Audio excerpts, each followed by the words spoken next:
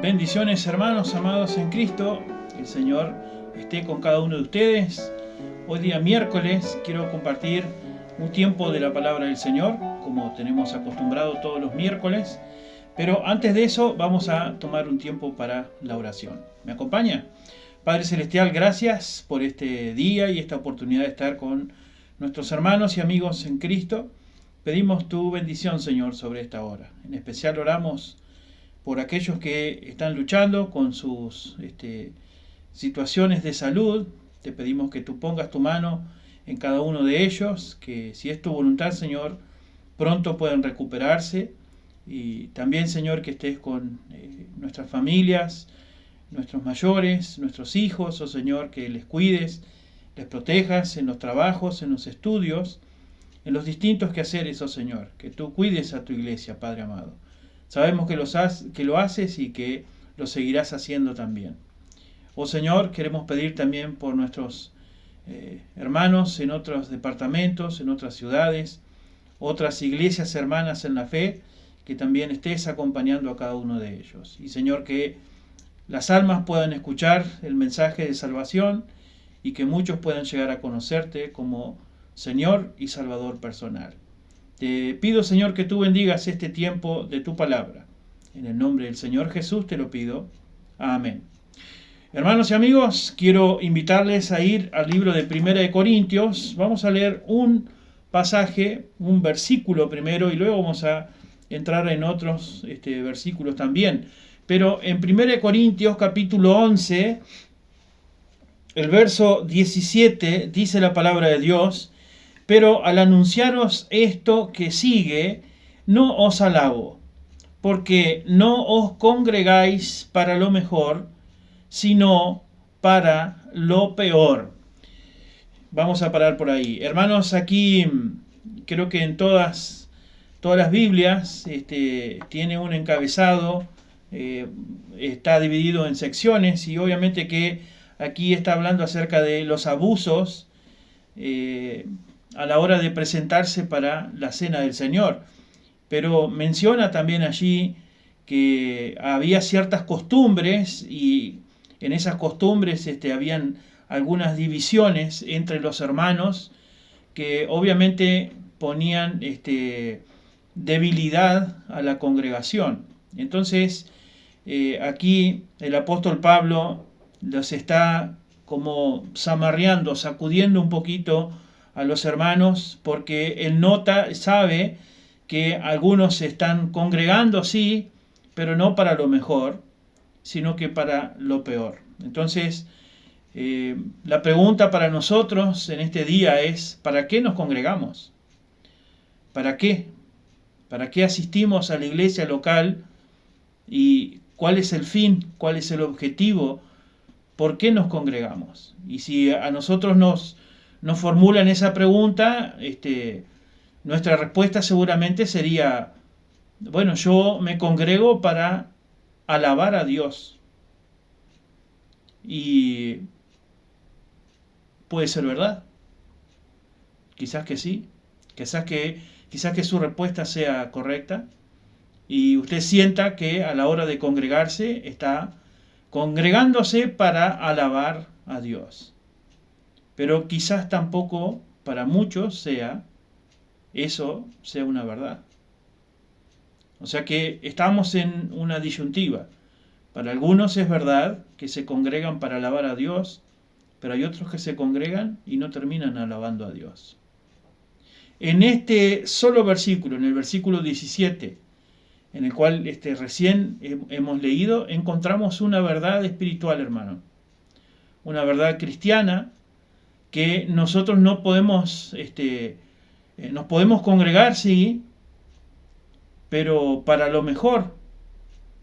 O nos podemos congregar también para lo peor. O sea, podemos decir, bueno, yo me congrego, pero ¿es para lo mejor o para lo peor? Todos nos congregamos y hemos dicho, bueno, yo quizás ahora estoy un poquito dejado de congregarme, pero me he congregado. Pero de las veces que yo me he congregado, hermano, ¿Dios se agrada de que yo me he congregado? ¿O Dios se agrada de la manera que usted se ha congregado? Hay un pasaje, hermanos, que está ahí también muy cerquita de este versículo que leímos en el mismo libro de 1 de Corintios, el capítulo 10. Quiero leerles el versículo 1 en adelante, donde vemos que lo mismo está ocurriendo con Israel en el desierto. Vean, en 1 Corintios capítulo 10, el verso 1 en adelante dice: porque no quiero, hermano, que ignoréis que nuestros padres todos estuvieron bajo la nube, y todos pasaron el mar, y todos en Moisés fueron bautizados en la nube y en el mar, y todos comieron el mismo alimento espiritual, y todos bebieron la misma bebida espiritual, porque bebían de la roca espiritual que los seguía, y la roca era Cristo. Pero de los más de ellos no se agradó Dios, por lo cual quedaron postrados en el desierto. Mas estas cosas sucedieron como ejemplo para nosotros, para que no codiciemos cosas malas como ellos codiciaron. Aquí nosotros, hermanos, encontramos un ejemplo, un testimonio de lo que le sucedió a Israel en el desierto. Nos dicen estos versículos que todos estaban bajo la nube, la nube que los cubría, que los protegía. Todos vieron la gloria de Dios allí manifestada. Todos vieron el poder de Dios. Dice aquí estos pasajes que todos comieron de aquel maná que descendía desde el cielo. Bebieron de la roca. Pero no de todos se agradó el Señor. Allí dice que mas estas cosas sucedieron como ejemplo, en el verso 5, pero de los más de ellos no se agradó Dios. Hubieron algunos que no fueron del agrado de Dios.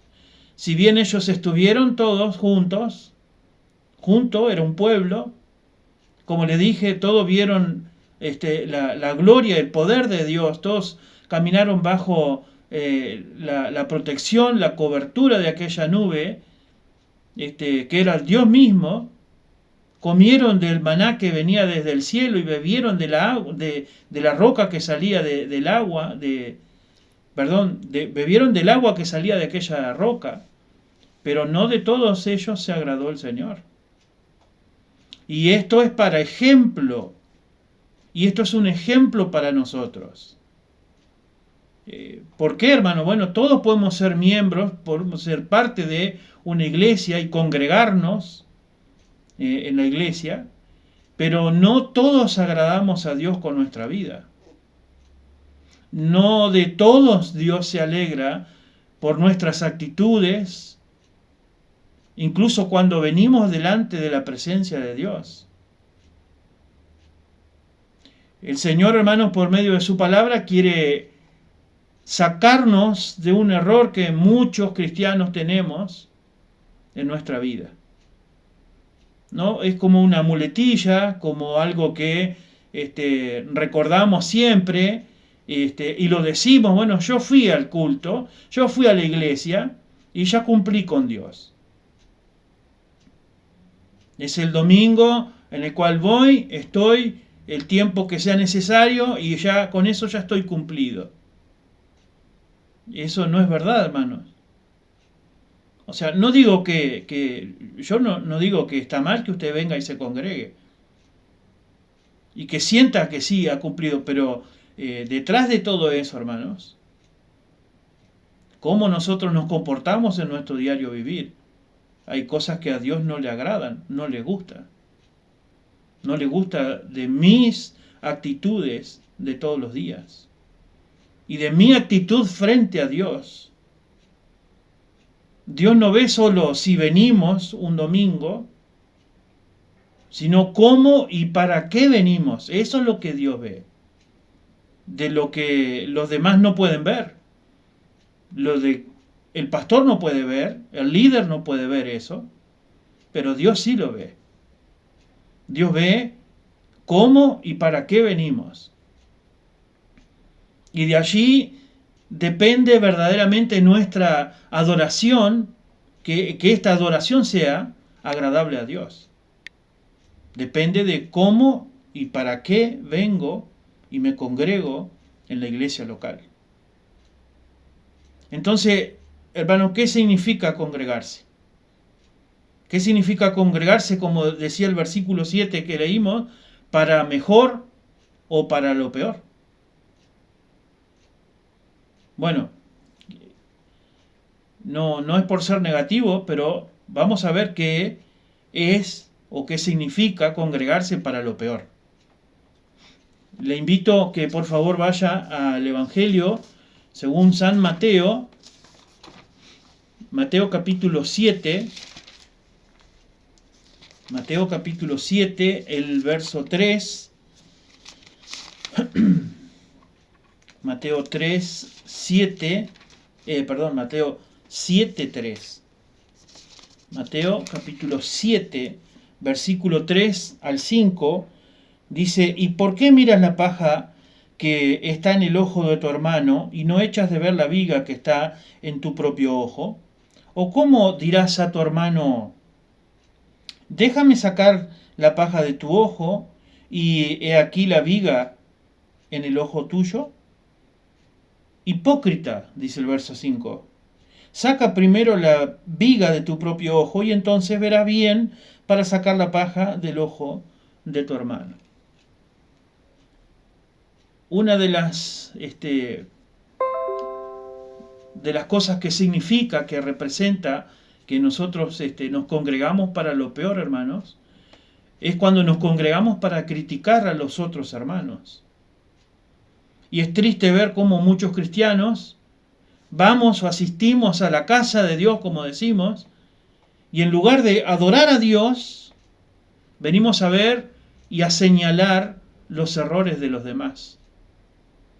Perdemos el tiempo, hermanos, viendo qué ropa trae fulano o mengano, viendo la ropa que usa, escuchando y criticando el sermón que tuvo ese pastor ese día, o justo le toca el devocional a un hermano,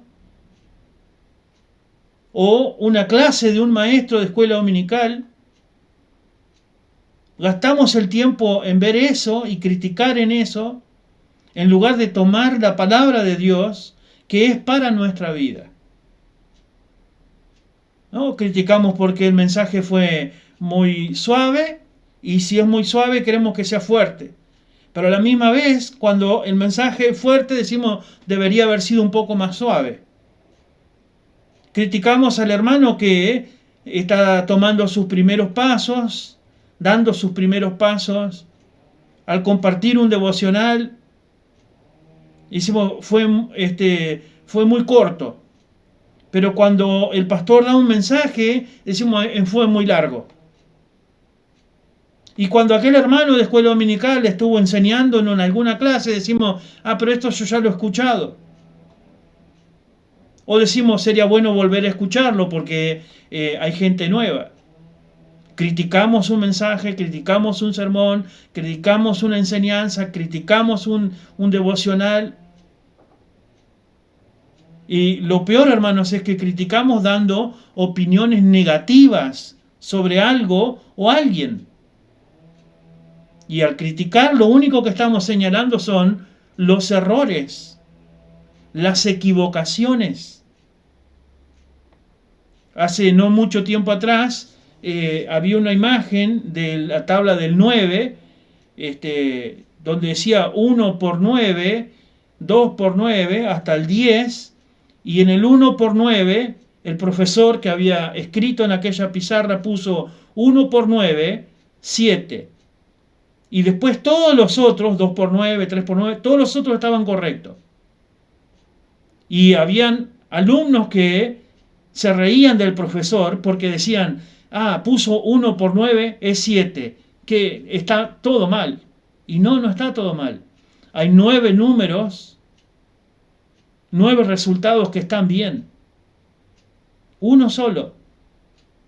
Y muchas veces nos enfrascamos o nos encerramos en criticar a alguien por una equivocación que ha tenido. Y todo lo demás ha sido correcto. Pero con una ya alcanzó, fue suficiente para vertir desde nosotros mismos opiniones negativas y demostrarle los errores y las equivocaciones que ha tenido el hermano. Y la pregunta es, ¿yo soy perfecto? ¿Yo estoy libre de errores? ¿Estoy yo acaso libre de equivocaciones? Muchos cristianos, hermanos, nos congregamos para criticar incluso lo que falta dentro de la iglesia, dentro del recinto donde se congrega, donde se reúne la iglesia. Pero no somos capaces de dar una ofrenda con tal de mejorar si es que hemos visto que hay algo que falta. Eso también es congregarse para lo peor. Eso es congregarse para lo peor, hermanos. Andar criticando a los hermanos por la manera que visten, o andar criticando al hermano que trae la palabra porque si es mucho, porque es poco, porque es muy fuerte, es muy liviano. Y también congregarse para lo peor es ver y criticar cuando hay escasez o cuando hay necesidad de algo dentro de la iglesia local y no hacer nada para mejorar esa situación. Pero sí estamos prontos para criticar. Volvamos por un momento al libro de Romanos capítulo 2. Romanos capítulo 2, el versículo 1 en adelante. Romanos capítulo 2, el verso 1 en adelante. Dice: por lo cual eres inexcusable, oh hombre, quien quiera que seas tú que juzgas, pues en lo que juzgas a otro, te condenas a ti mismo, porque tú que juzgas haces lo mismo. Mas sabemos que el juicio de Dios contra los que practican tales cosas es según verdad. Y piensas esto, oh hombre, tú que juzgas a lo que te hacen, a lo que tal hacen, y haces lo mismo, que tú escaparás del juicio de Dios. Hermanos, otro motivo, otra razón por la cual nos juntamos o nos congregamos para mal, es juzgar la vida de los demás. Y en este punto, hermanos, tenemos que ser bien claros, porque muchas veces decimos, bueno, tú no eres Dios para juzgarme. Bueno, pero la palabra de Dios, hermanos, nos da a nosotros pasos para dar. Y ahora vamos a ver un poquito de esto. ¿Cuántas veces nosotros como cristianos venimos a la iglesia solo a juzgar la vida de nuestros hermanos en Cristo? Decimos esto, hermano. Ese hermano, ¿por qué lo dejan servir en tal o cual servicio que tenga, si él es un pecador? Esa hermana que está allí cumpliendo con tal o cual ministerio, si yo sé bien lo que ella es o lo que él es. Muchas veces decimos, bueno, esos hermanos son muy fríos, no corrigen a sus hijos. Ya vas a ver, espera un tiempo para ver cómo sale su hija o cómo se comporta su hijo, etcétera, hermano. Hay algo que tenemos que entender, hermanos. Nosotros no somos jueces. El que juzga es Dios, no nosotros. Nosotros solo podemos disfrutar de la misericordia de nuestro Dios, porque nosotros también somos tan o más pecadores que cualquiera de nuestros hermanos. Así que si congregarse para juzgar la vida de otros hermanos es también congregarse para lo peor. Aún, hermanos, los discípulos de nuestro Señor Jesús tuvieron esa actitud de, entre comillas, jueces con los demás. Y muchas veces nosotros también tenemos esa misma actitud. Y debo decirle que, comenzando por los pastores, por los líderes, muchas veces tenemos esa actitud de juzgar a los demás, juzgar sus vidas. Pero como le decía hace un ratito, si tengo algo con aquel hermano, si veo que aquel hermano está en error, si está cometiendo pecado, voy y hablo directamente con el hermano. No voy a entrar en ese juego de llevar y traer chismes y de mencionarle al hermano para que el hermano le diga al otro hermano y se vuelva una gran bola de nieve, llevando y trayendo chismes. Si tú ves que tu hermano está en pecado, debes de tomar como cristiano, como hijo de Dios, debes de tomar esos pasos bíblicos para hablar con él. En Mateo capítulo 18, el verso 15 dice: por tanto, si tu hermano peca contra ti, ve y repréndele estando tú y él solos. Si te oyere, ha ganado tu hermano. Mas si no te oyere, toma aún contigo a uno o dos, para que en boca de 2 o 3 testigos conste toda palabra. Y el verso 17, y si no los oyere a ellos, dilo a la iglesia, y si no oyere a la iglesia, tenle por gentil y publicano. O sea, si usted ve que aquel hermano está cometiendo pecado, está en pecado, no es que usted va a decir, bueno, yo me lavo las manos, total, yo no soy juez, que lo juzgue Dios. No, usted va y habla con el hermano, pero no entra en ese jueguito de llevar y traer chisme por acá, chisme por allá. No, vaya directamente y de esos pasos bíblicos que dice el Mateo, hable con el hermano. Si el hermano sigue la misma, vaya con otro, que sean 2 o 3, y hable para que usted tenga testigos, para que la palabra conste que sí, que fue y habló con ese hermano.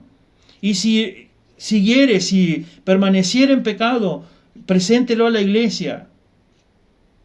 Y si él no cambia, bueno, ahí dice que téngale por gentil y publicano. Pero por el solo hecho, hermano, por el simple hecho de ir y juzgar y tachar, apuntar con nuestro dedo a la vida de nuestros hermanos, si usted sabe de algo con su hermano, vaya y hable directamente con él. Porque si no se está congregando para lo peor. En 1 Corintios capítulo 5, 1 Corintios capítulo 5, vea por favor. 1 Corintios capítulo 5, el verso 1 dice así: de cierto se oye que hay entre vosotros fornicación, y tal fornicación, cual ni aun se nombra entre los gentiles, tanto que alguno tiene la mujer de su padre.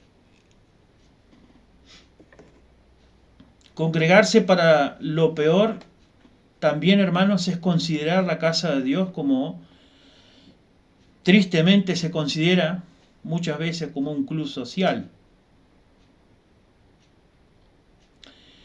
El apóstol Pablo aquí, hermanos, se dirige a la iglesia de Corintios con palabras bastante duras y fuertes.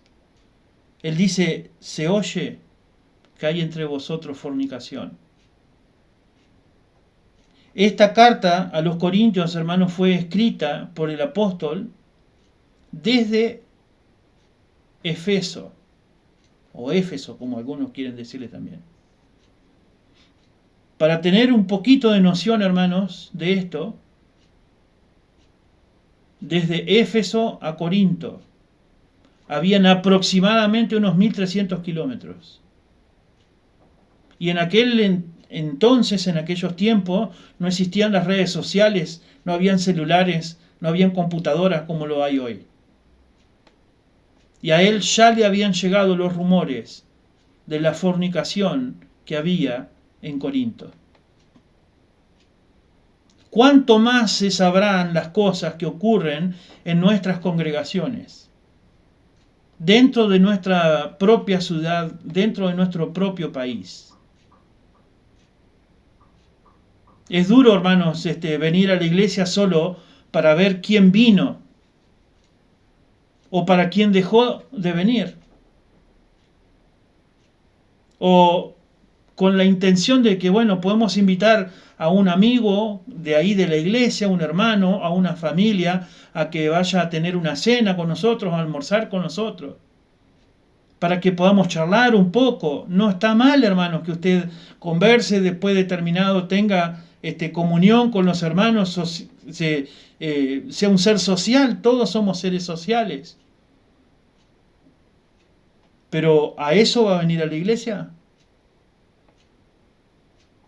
¿A eso va a venir a la iglesia?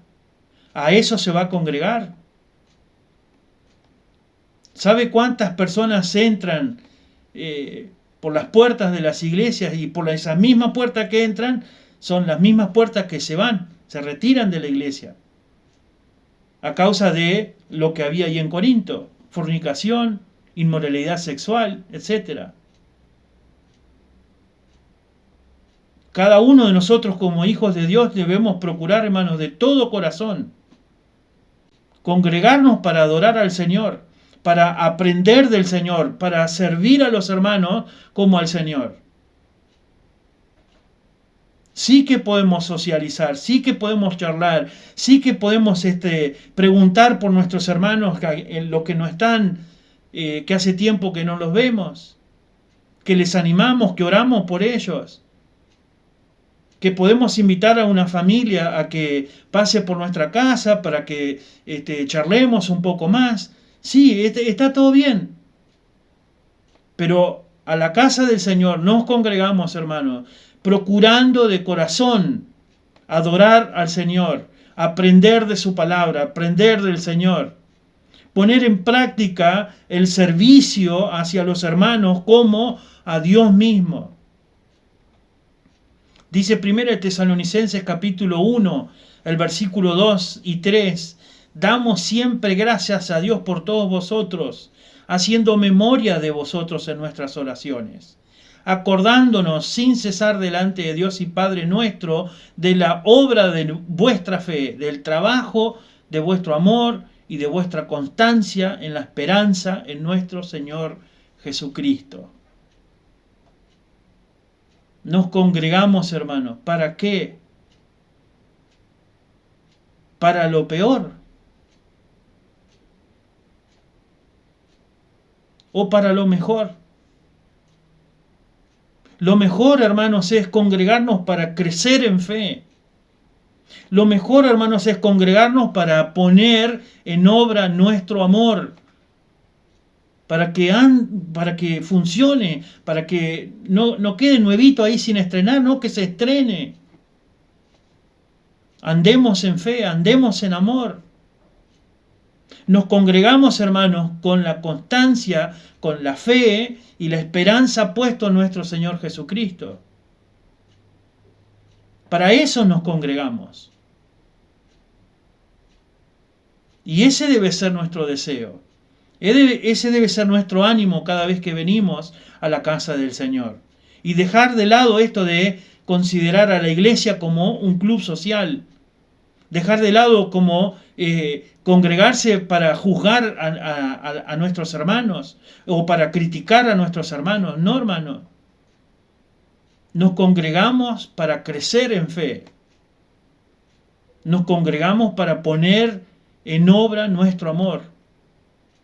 El amor de Dios, con constancia, constantemente, en fe, que nuestra esperanza está puesta en Dios.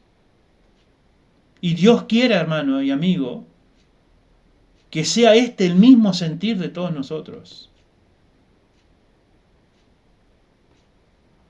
Así que volvemos al principio, hermano. ¿Para qué se congrega usted? ¿Para lo peor o para lo mejor? Dios quiera que usted desee en su corazón de congregarse pronto, hermano, pronto, este próximo domingo. Qué bendición será ver a los hermanos reunidos este próximo domingo. Qué gozo. ¿Qué tendrá el Señor preparado para nosotros este próximo domingo? De seguro tiene algo muy importante para nosotros. Así que congréguese para lo mejor, no para lo peor. Oramos. Padre, gracias por este tiempo, gracias por la oportunidad de leer de tu palabra, Señor, y quieras tú animarnos, oh Padre Santo, a que en la próxima oportunidad que tengamos de congregarnos, de reunirnos, pongas en nuestros corazones el deseo de participar y de estar presente. Gracias por la fidelidad de tantos hermanos que domingo tras domingo están reuniéndose. Y Señor, bendice nuestros corazones. Perdónanos, oh Señor, porque tú sabes de nuestras falencias, de nuestras debilidades. Anímanos a ser buenos hijos tuyos, obedientes a tu palabra. Gracias por Cristo Jesús. Gracias por la sangre derramada en aquella cruz para limpiar nuestros corazones de todo pecado. Oh Señor, danos una buena noche hoy, un buen día mañana, que todo lo que hagamos y digamos sea para honrarte y glorificarte. Te lo pedimos a esto en el nombre de Cristo Jesús. Amén.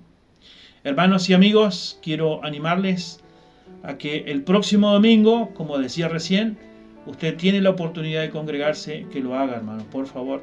Vamos a estar a las 10 de la mañana, Dios mediante, compartiendo el tiempo de la palabra del Señor. Tómese un tiempito luego para orar por los hermanos. Hoy es día miércoles, día de oración, y pronto, hermanos, vamos a volver a las reuniones presenciales de los miércoles. Así que estemos atentos, que Dios mediante pronto vamos a volver con las reuniones presenciales de los días miércoles también. Así que yo me despido y será entonces hasta pronto. Que el Señor les bendiga.